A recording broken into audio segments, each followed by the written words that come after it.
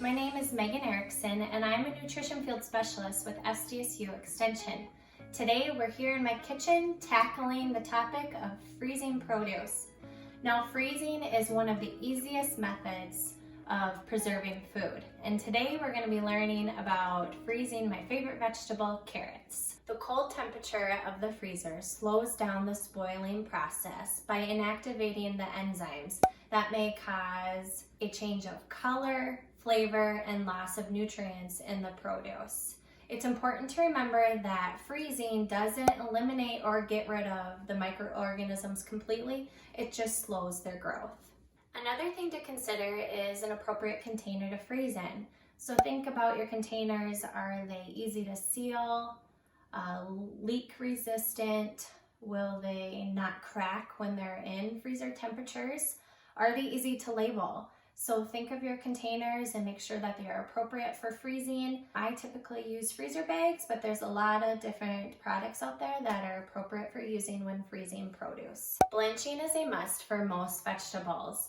It stops or slows that enzyme action that can cause, remember I said before, a loss of flavor, texture, and color. Today we're going to be showing you the method of blanching in boiling water. Now, when you're blanching in boiling water, you want to fill your pot with 1 gallon of water per pound of produce. You'll put your lid on. Once it starts to boil, you will put your produce directly into the boiling water, wait for it to start boiling again, and then set your timer. Now, there are different methods of blanching. Instead of boiling water, you can steam blanch. You would have 1 to 2 inches in the bottom of your pot. You would put your produce in a basket and lower it into your pot. Another method is you could use a microwave. Although this is not as effective, your food is still safe, it just may not yield the highest quality of produce. The blanching time is very important, and it can vary based on what kind of vegetable you are freezing as well as the size. Following any blanching method, you want to immediately put your produce in ice water or cold water for the same amount of time that you blanch. So if we blanched our carrots for 2 minutes in boiling water, we will want to cool them for 2 minutes in ice cold water. Now, I prefer just to fill my sink with cold water and fill with ice, or if you have a bowl, that is fine as well. We want to start prepping our carrots by first washing any dirt or debris on the carrots, as well as peeling them before we start chopping. Discard the ends and start slicing into thin pieces. And with carrots, our recipe said that we want 1/4 inch pieces. All right, and when you're done, you put it into your bowl. Before starting the blanching process, you want to first fill your sink with ice cold water or a bowl.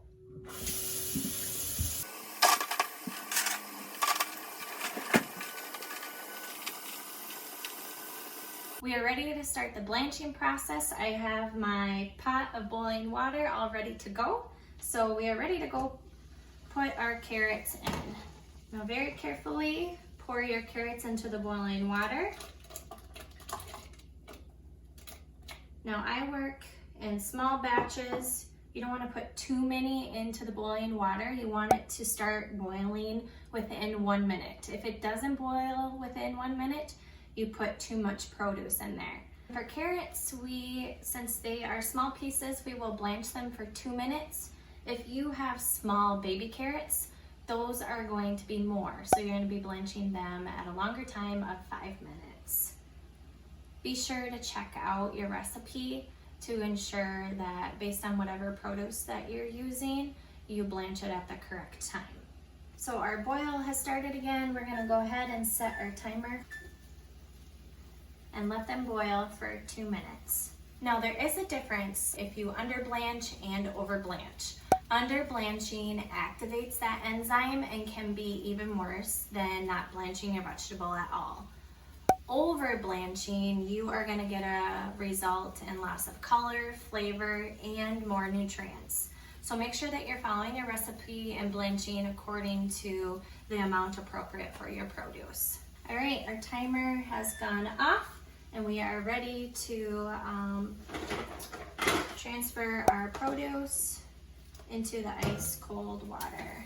Pour our carrots into the cold water, not burning yourself. And again, we want to let them cool in the water for 2 minutes since that's the time that it took to blanch them. Once your carrots have cooled in your ice cold water, they are now ready to be placed in your freezer container. Today I have a freezer bag that I'm going to be placing my carrots into.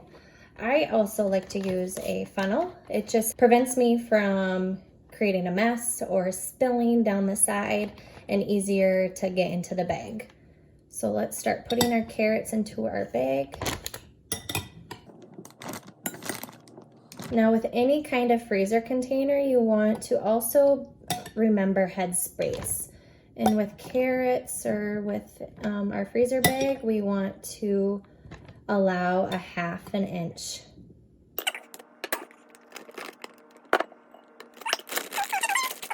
Remove all of the air and seal the bag up. Remember to date your bag.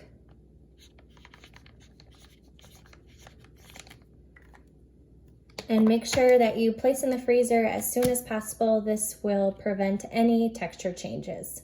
Thank you for joining me here in my kitchen. Today we learned about freezing carrots, but please visit the SDSU Extension website to learn more how to preserve a variety of different produce items.